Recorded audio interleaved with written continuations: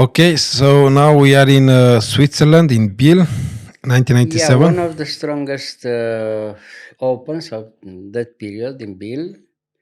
And I played against one of the most talented young players from Switzerland, Sutter, who by chance was playing in some moments in the same team with myself, in Bern. I mean, he was representing Bern. We became Swiss champions in that time. And he was one of my colleagues, and he knew very well what I play. So I had to be very careful how I can react How, against him, how can trying you to win, you see. s- Yeah. So surprise we him? played, we played the normal line from King's Indian, not Zemish. Well, it was something else, but also very good for white, small edge for white all the time, but it's very difficult to realize, I mean, it's little by little all the time. You see. So, okay, bishop e2, theory, e5, bishop e3, and now he took in d4. This is one of the main lines. I mean, black opens the game, and he reacts very tactical by playing some very tactical moves, all the time, starting from here. So, okay, knight d4. White has a small edge because has a little bit more space, you see. So knight f3, and now knight c6, considered best, Knight c6 and castle, and knight h5. Okay, So knight. you don't double the pawn here. You Not didn't. yet, not yet. Later on, later. I think I took later, maybe, Okay. But okay, knight h5 and queen d2. Now again f5, and now when he played f5, the continuation is almost forced because if you wait too much now, black is taking the initiative. If you let him play after rook a d1, for instance, after rook a d1, after f4, black is all right. Black has a very very good game. A4. Ah, okay. Yeah. So now it's move by move. Now you have to do So something very quickly with white. You see, to have some small advantage. So after f5, you have to take. He takes. Now you have to take in d5, in f5. He takes with the pawn, of course, and bishop d4. Okay, after bishop d4 is a little bit better for white all the time, but very difficult to win this, So, all right, he played f4. This is the idea to close the position and come with the bishop in f5 in some lines, or later on to put a knight there, knight g7, knight f5. Many such ideas for black, So now you have to play quietly, small advantage, but to have patience with white, Small advantage, but what can you do to improve the position? King takes, bishop d3. I mean, white accepts to trade the bishop also, but if we trade the white bishop, we have control on the e4 square. Very important, So now he played bishop takes, queen takes, and queen f6. Okay, he takes immediately the diagonal. So now b3, of course. Knight e4 was not good because of queen takes b2 and, yeah. unclear. Okay, rook d1, look, a little bit better for white all the time. And so now rook e8, and now very good move, rook e4. Why? Because now white accepts to trade the rook there in e4, but then he has time to arrive with tempo with the knight in e4. Better for white all the time, But nothing decisive, nothing yet. So, okay, queen f5, queen d4, little by little. Now that provokes a small weakness. If black wants something, has to play somewhere c5, So he played c5. So Yes. now we go back to d2. Now he has to move something. I mean, if he has no time to put back the knight in f6 because he loses the pawn from f4 with tempo, So he has to take first in e4. So, okay, now But why this is a weakness? Because we wanted to take the pawn from a7, decisive with the queen. yes. So now it's move by move. Now the knight takes in e4 again, a little by little, So now what to do? If we take in f6, probably not enough.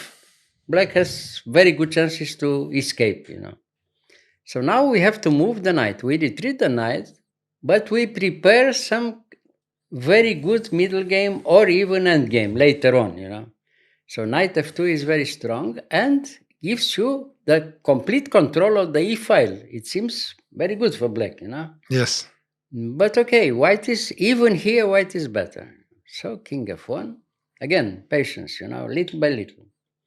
You have to be careful with black, because if you are not careful, in some positions, you can have, the surprise to have the white queen arriving somewhere on the queen side in a5, or maybe.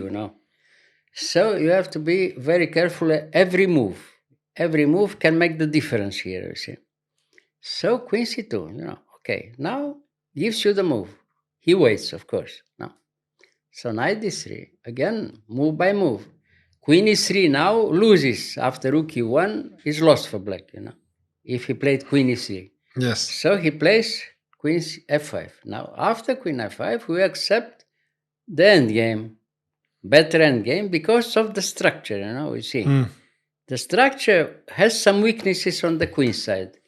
On the queen side, a7, c7, c5, a little bit weak.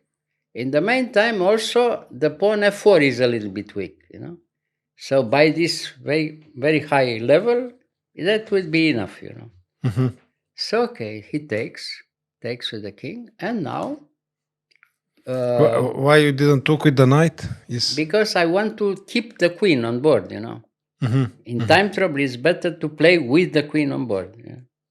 So now he wants to have some counterplay. Of course, he tries to have something, you see.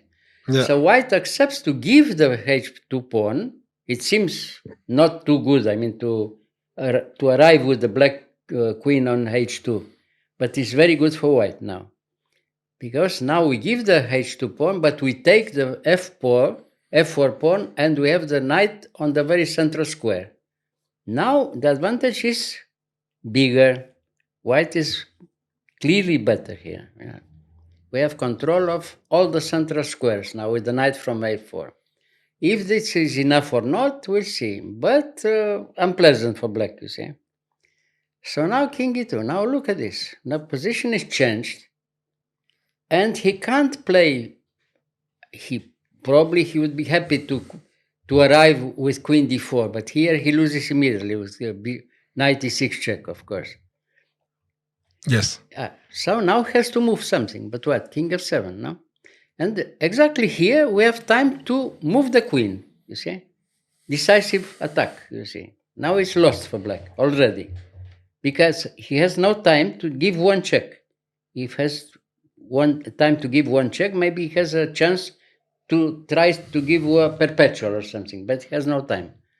If he loses a pawn, the position is lost for black, So after knight e8, very strong move again, queen a4. Now we threaten to give one check in d7, decisive, because he is almost mate, After king f8, knight e6 check, and finished, you see? Yeah. So now he has to move the knight. And now when he moves the knight, we can take the pawn from a7 with tempo, you see? Okay. So it's very clear now. Now the position is completely winning for white. See? Almost from nothing, I see. Yeah. Move by move. Some small moves like this, decisive. Queen a5, queen a4, queen takes a7, So now what to do? He has to move back. And then queen a4 back. Now he has to move back the knight in f6, the only move. And now queen c6 with tempo again. And he resigned, no? No, What did he play here? Queen d4. Queen d4, well, the only move. And now he loses the other pawn with check. And here, check. And queen e6 check. And here he resigned, no? Queen e3, yeah. But here is too much. He resigned here. He resigned because now if he gives check in b2, queen d2, white has 2 pawns and the attack continues, you see. Any endgame is completely winning. Any middle game is completely winning. So almost from nothing, white had decisive advantage, you see. Very high technique like this, strategical win, you see. But very beautiful because it's very small advantage if you look, the the first moment like this, the first impression is white is a little bit better, but not too much. But finally, very logical, and finally, decisive advantage at the end. Against a strong player. He was very, very good player tactically, Nice. So, He was from England or from Switzerland. Switzerland? One of the most talented young players from Switzerland. Beautiful. Yeah. Okay. Beautiful game, yeah. Yes. Thank you, Mr. Gheorghiu. You're welcome.